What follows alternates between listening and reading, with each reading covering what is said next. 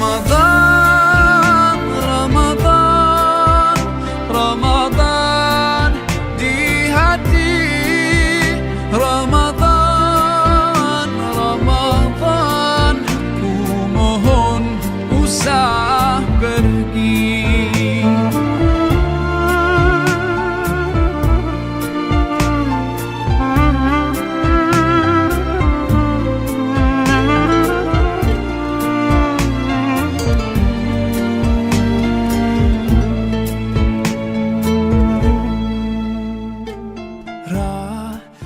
Bagi yang di luar sana sekarang yang mungkin belum menikah, ingin menikahi, ya, janda yang anak satu, mau nikah anak tiri, ya silakan, apa salahnya. Tapi ketika memang kita belum siap, dalam poin belum siap, maka jangan dipaksakan dan jangan mencoba-coba. Karena rumah tangga itu bukan coba-coba. Bahwa 9 juta rumah yang ada di Jepang itu diambil oleh negara karena tidak ada ahli waris. Artinya di rumah itu tidak ada anak gitu. Bahkan yang mengagetkan kembali, sekolah-sekolah di sana juga banyak yang tutup karena ditinggal oleh anak didiknya. Bukan tidak ada yang mau belajar, tapi memang tidak ada anak-anaknya. Insya Allah. Lain halnya di Indonesia. Di Indonesia ini, Masya Allah ya, program KB sudah digalakan, tetap aja ada yang kebobolan. Anak bukannya dirawat malah dibuang. Ya, MBA itu ya, married by accident, menikah karena kecelakaan, bakat ku era dipiceun ta budak. Masya Allah ya. Ini padahal anak itu adalah karunia Allah. Kalau kita menelisik lagi lebih jauh sejarah para nabi, Nabiullah Ibrahim alaihissalam sampai berdoa, Rabbi habli minas shalihin, Rabbi habli minas shalihin, Rabbi habli minas shalihin. Ya Allah, berikan aku anak-anak yang saleh ya Allah. Bayangkan, itu doanya gak setahun 2 tahun, lama. Baru diberi kabar fabasyarnahu bighulamin halim. Baru diberikan kabar oleh Allah dengan lahirnya Nabiullah Ismail alaihissalam. Kemudian Nabi Zakaria berdoa, Rabbi la tadarni farda wa anta khairul warithin. Ya Allah, jangan biarkan aku sendirian, sedangkan Engkau adalah sebaik-baiknya pemberi warisan. Artinya Nabi Zakaria berdoa jangan sampai dalam hidupnya itu sendirian. Luar biasanya anak dalam rumah tangga itu. Maka rumah tangga tidak lengkap ketika belum hadirnya seorang anak. Ketika lahir seorang anak, orang tua Masya Allah begitu bahagia. Bahkan ada yang menanti sampai 5 tahun, 10 tahun, 15 tahun baru diberikan anak yang kita inginkan. Tentu saja anak itu menjadi anak yang soleh, anak yang senantiasa bisa berbakti kepada orang tuanya, anak yang nantinya bisa membanggakan kedua orang tuanya bukan hanya di dunia tapi di akhirat kelak. Hadirin kaum muslimin rahimakumullah, begitulah anak dalam kehidupan kita begitu sangat diingin-inginkan, didamba-dambakan oleh semua orang yang sudah menikah. Tetapi dalam hal ini ada sedikit perbedaan manakala anak itu hadir di dalam keluarga, statusnya yang berbeda. Diibaratkan ketika di rumah itu ada anak kandung dengan anak tiri. Nah ini ya. Jadi di dalam keluarga ini ketika ada 2 anak kandung, anak tiri, pasti cenderung lebih memperhatikan anak kandung ketimbang anak tiri. Lalu apa sebenarnya yang harus kita lakukan? Lalu seperti apa perlakuan kita terhadap anak tiri tersebut? Sebelum jauh ke sana, di dalam hukum kompilasi Islam, ya, jadi anak tiri itu dibahas dalam 2 pasal. Yang pertama tentang larangan pernikahan, yang kedua tentang batalnya pernikahan. Di situ disebutkan anak tiri itu adalah anak bawaan dari istri atau suami yang dinikahi dengan istri atau suami sebelumnya. Jadi ketika kita menikahi janda, kalau yang maha selalu di depan, maka janda semakin di depan.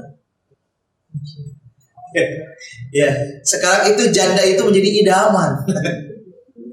Tapi lupa sekarang orang itu lihat ibunya tapi gak mau sama anaknya. Licik begitu teh. Ari daek ka indungna, ari budakna embung. Kumaha itu. Bahkan kalau kita lihat ya, Rasulullah Shallallahu alaihi wasallam itu menikahi janda kan. Ketika Rasulullah nikah pertama dengan Siti Khadijah itu janda 2 kali. Umur 20 tahun Siti Khadijah sudah janda 2 kali. Tapi Masya Allah Siti Khadijah walaupun sudah janda 2 kali, tapi Masya Allah kecantikannya, pokoknya mah sempurna. Gitu. Maka Rasulullah itu sangat sayang kepada Siti Khadijah. Siti Khadijah punya anak, punya.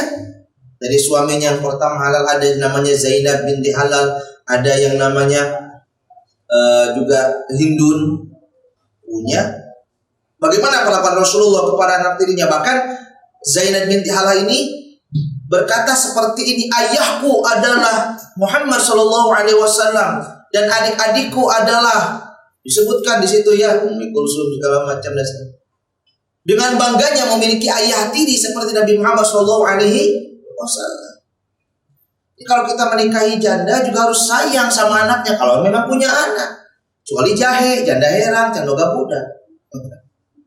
Ini yang sudah punya anak. Di dalam Sahih Bukhari yang diinikan oleh Imam Ibnu Battal, Imam Ibnu Battal mengatakan, barang siapa yang tidak mampu jihad di jalan Allah, kemudian bangun malam, kemudian puasa di siang hari, artinya puasa sunnah ya. Kalau puasa wajib mah kudu, padahal kayak wajib. Ini mah ketika kita tidak mampu jihad fisabilillah, kemudian juga bangun malam, kemudian juga puasa sunnah, ya. Maka kata Imam Ibnu Battal dalam Syarah Sahih Bukhari-nya mengatakan, maka amalkan hadis ini yang bunyinya yaitu orang yang berusaha mensejahterakan para janda dan orang-orang miskin. Masya Allah. Ya. Ada, bahkan hadis dalam hadis Bukhari mengatakan as-sa'i 'alal armilah wal masakin kal jihadi fi sabilillah wa kalladhi yasumun nahar wa yaqumul lail. Rawahu Bukhari. Tah kupingkeun bapak-bapak anu hoyong nikah jeung janda, anak 1, anak 2, anak 3. Orang yang berusaha untuk menikahi untuk mensejahterakan ya janda dan orang-orang miskin itu seperti jihad fisabilillah, seperti puasa ya di siang hari puasa sunnah, kemudian juga seperti qiyamul lail bangun malam, itu pahalanya. So, berminat dengan janda hubungi. Ya hubungi siapa saja, jangan hubungi nomor ini. Yang ada. Nah, sebegitu pentingnya. Bahkan Rasulullah SAW ketika ya menikah dengan Ummu Salamah, yang Ummu Salamah itu jandanya Abu Salamah, memiliki anak namanya Umar bin Salamah.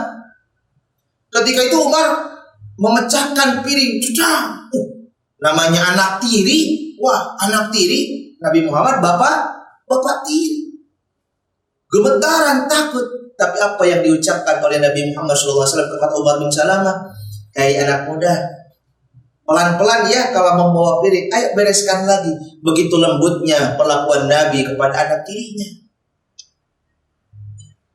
Maka ketika kita menikah, lalu kita memiliki anak, yaitu anak tiri, kita sebagai orang tua, mau itu istri menikah dengan duda, suaminya punya anak, tong hayang kasalakina unggul, ari budakna embung. Bahkan kan ada pertanyaan seperti ini, Ustaz, mau tanya, mohon maaf, saya tuh menemukan seorang laki-laki, iya, baik Bu, baik yuk, alhamdulillah. Terus, tapi saya punya anak, ya terus seperti apa? Anak saya, kata calon suami saya ini harus dititipkan ke ibu saya, terbalik, jelema gitu. Ari hayang kaindungna budakna embung, nah ceritanya. Contoh Rasulullah itu banyak.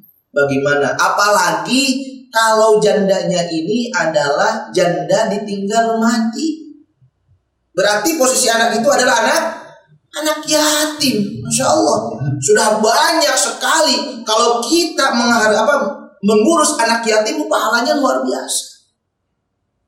Jadi sudah sepantasnya ketika ada anak tiri dalam kehidupan kita harus bersikap hadir. Anggap saja anak tiri itu sebagai anak yang nantinya juga akan memuliakan kita kelak. Walaupun memang rasanya beda punya anak kandung dengan anak tiri. Sekarang itu timbul permasalahan, dibeda-bedakan anak kandung dengan anak tiri. Masya Allah, ya itu harus diperhatikan seperti itu. Karena mau tidak mau ketika kita menikah dan memiliki anak tiri, maka status anak tiri itu menjadi anak kita, menjadi tanggung jawab kita. Walaupun apalagi kalau memang anak tiri itu masih punya bapak ya, maka si ayahnya ini masih ketika dia belum balik masih mempunyai kewajiban untuk menafkahi anak itu. Tetapi ketika orang tuanya culeos, cek sundana mati, membiarkan, ya kita sebagai orang yang menikahi ibunya atau istri yang menikahi duda, berarti kita menjadi ibu tiri. Ya, itu harus bersikap bagaimana kita mendidik dengan sebaik-baiknya. Jangan sampai kan sekarang itu ada orang yang, ya punten, mohon maaf, kami juga punya anak yatim. Mereka punya traumatik sendiri ketika ibunya menikah lagi, maka dia punya bapak terek, cek sundana. Waduh, kejamnya bapak teri bisa disiksa, digebukan. Tapi kan ternyata kenyataannya berbeda. Ada anak-anak kami yang ibunya menikah lagi, anak yatim, kemudian menikah lagi, bapaknya itu ternyata luar biasa baik. Ya kalaupun memang sering kita lihat di sinetron Indosiar ya gitu ya, kejamnya ibu tiri misalkan. Wah, komo ibu tiri kawin jeung budakna. Insya Allah ya. Itu kan artinya apa? Perlakuan kita, kemudian juga sikap kita terhadap anak tiri itu dalam kehidupan itu harus sama. Bagaimana kita mengurus anak. Al-Quran mengatakan wal yashal ladina law taraku min khalfihim dzurriyyatan di'afan. Takutlah kita meninggalkan anak-anak yang lemah. Kan ini kita menikahi ibunya, boleh dia menjadi anak tiri kita. Kita membantu kan? Membantu anak tersebut agar dia mendapatkan kasih sayang dari seorang ayah. Pun begitu dengan seorang istri, ketika dia membantu anak tirinya, dia menjadi ibu tiri yang bisa mendidik, kemudian memberikan kasih sayang seorang ibu yang ketika itu dia tidak memiliki kasih sayang dari seorang ibu tersebut. Di situ ya. Tapi kan kadang orang itu berpikirnya gini, saya punya anak tiri, tapi kalau misalkan nanti saya berikan sesuatu yang sama, nanti saya banyak pengeluaran dong. Wala taqtulu auladakum khasyata imlaq, kata Allah. Dan janganlah kalian membunuh anak-anak kalian karena takut kismin alias miskin. Siapa tahu dengan kita memiliki perlakuan yang baik pada anak tiri tersebut, rezeki kita tambah banyak, kemudian usaha kita lancar. Ya kita berdoa. Pak, udah saya mah punya anak tiri, aduh pika sebelum. Ya bagaimanapun itu kita sudah menikahi ibunya atau kita sudah menikahi bapaknya. Ya bagaimana cara pendekatan kita? Rasulullah juga ketika menikahi janda-janda itu, ya ketika menikahi para janda-jandanya, Ummul Mukminin itu banyak yang janda. Kan Rasulullah juga pendekatan dengan anak-anaknya. Anak-anaknya pun kan juga sama. Jadi kita sama-sama. Bagaimana kita akan memberikan contoh kepada anak tiri kita? Bagaimana anak tiri tersebut akan paham dengan karakter kita kalau kita pun tidak membuka diri? Itu ya. Jadi perlakuan yang harus kita samakan. Memberikan pendidikan, memberikan kenyamanan, memberikan kasih sayang kepada anak tiri tersebut. Ya. Jadi jangan hanya enaknya saja. Ari bogoh pisan ka indungna, ari kabudakna teu bogoh. Hayang nungeunna we nya. Padahal indungna geulis juga geus dayanti, ari budakna goreng patut Tidak bisa seperti itu. Perlakukan dia dengan sebaik-baik. Nah, kemudian muncul kembali bagaimana ketika nanti si anak tiri ini nikah, kemudian ayahnya meninggal karena ayahnya orang kaya. Bagaimana dengan warisannya? Ya itu tadi. Ya kekurangannya tadi. Ketika dia anak tiri ya tidak akan mendapatkan warisan. Kan jadi pasrah ya ayah. Justru kita sebagai orang tua juga harus mengerti kalau posisi kita sebagai ibu tiri atau sebagai ayah tiri, maka disitulah pemahaman kita harus berikan kepada anak tiri tersebut.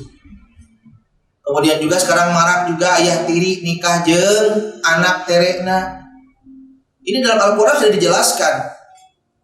Jadi waroba ibukumul lati fi hujurikum min nisaikumul lati dakhaltum bihin. Itu surat An-Nisa. Dan haram menikahi anak-anak tiri kalian yang sudah didukhul oleh bapak tiri. Jadi misalkan ada seorang lelaki menikahi janda. Janda ini punya anak satu, berarti kan anaknya anak tiri ya. Misalkan anaknya itu perempuan. Nah, bercampurlah si ayah ini, si lelaki ini dengan tadi janda tadi. Nah, maka anak perempuan itu menjadi mahram. Berbeda fa'ilam takunu dakhaltum bihinna fala junaha. Ketika belum didukhul, si janda ini belum didukhul, belum dijima atau belum aham gitulah, atau belum wik zaman nama badannya. Nah itu tuh ketika belum didukhul atau belum dijima, kemudian diceraikan si istrinya ini, beres masa. Kemudian dia menikah dengan anak tirinya tadi, tidak jadi masalah. Yang jadi masalah sekarang kan banyak, ya belum juga dicerai, udah didukhul, udah dijima si janda ini, nikah juga sama anak tirinya, kan belenggu gitu. Ya, nah hadirin kaum muslimin rahimakumullah, berkaitan dengan anak tiri tersebut, kita sudah seharusnya dan sepantasnya memahami dulu. Maka Rasulullah itu sebenarnya ketika kita ingin menikah, Rasulullah itu sering mengatakan bahwa nikahilah perawan sebenarnya gitu. Tapi ketika itu ada satu kisah, ada seorang sahabat yang ngebet banget pengen nikah sama janda. Ditanya sama Rasulullah, "Ai kamu teh kunaon memilih teh maneh janda atuh?" Banyak tuh yang perawan biar kamu puas, biar kamu menyenangkan segala macam. Apa jawaban sahabat tadi? "Ya Rasulullah, kenapa saya pengen banget dengan janda? Karena saya punya anak. Kalau saya nikah dengan perawan, belum pengalaman." Oh gitu. Iya. Maka ada plus minus menikah dengan janda. Janda banyak pengalaman, janda itu mandiri, janda itu banyak sekali ya. Nah gitu ya. Nah di situ ketika janda tersebut memiliki anak, sudah sepantasnya, atau duda itu memiliki anak, sudah sepantasnya kita bersikap sebaik-baiknya, berikan kasih sayang, berikan pendidikan yang layak, jadi suri tauladan dalam keluarga, jadilah ayah atau ibu yang baik. Jangan ada istilah ayah tiriku kejam, ibu tiriku kejam. Ya, kemudian berperilakulah adil manakala kita memiliki anak kandung dan anak tiri. Mudah-mudahan dengan bersikap seperti itu, rezeki kita, usaha kita, segala macam kita senantiasa Allah berkahkan, Allah limpahkan, Allah berikan berkali-kali lipat, sehingga kita mendapatkan kehidupan yang bukan hanya saja bahagia di dunia, tapi juga sampai di akhirat. Apalagi kalau anak tiri tersebut adalah anak yatim. Ana wa kafirul yatim hakadha fil jannah. Ketika dia menikahi seorang janda, jandanya ditinggal mati oleh suaminya, dia membantu janda tersebut dan mendidik anak yatim tersebut, maka pahalanya luar biasa. Surga adalah balasannya. Mudah-mudahan pada kesempatan kali ini berkaitan dengan status anak tiri tersebut, walaupun hanya sedikit dan masih banyak kekurangan, mudah-mudahan memberikan pencerahan buat kita semua berkaitan dengan anak tiri. Maka sebaik-baiknya kita adalah orang yang senantiasa bisa bermanfaat bagi orang lain. Mudah-mudahan juga bagi yang di luar sana sekarang yang mungkin belum menikah, ingin menikahi, ya janda yang anak satu, memiliki anak tiri, ya silakan, apa salahnya. Tapi ketika memang kita belum siap, maka jangan dipaksakan dan jangan mencoba-coba, karena rumah tangga itu bukan coba-coba. Mudah-mudahan ada manfaatnya, dan mudah-mudahan kita senantiasa dibimbing dan diberi petunjuk oleh Allah Subhanahu wa taala. Amin ya Allah ya rabbal alamin. Ihdinas shiratal mustaqim wal afu minkum. Wassalamualaikum warahmatullahi wabarakatuh.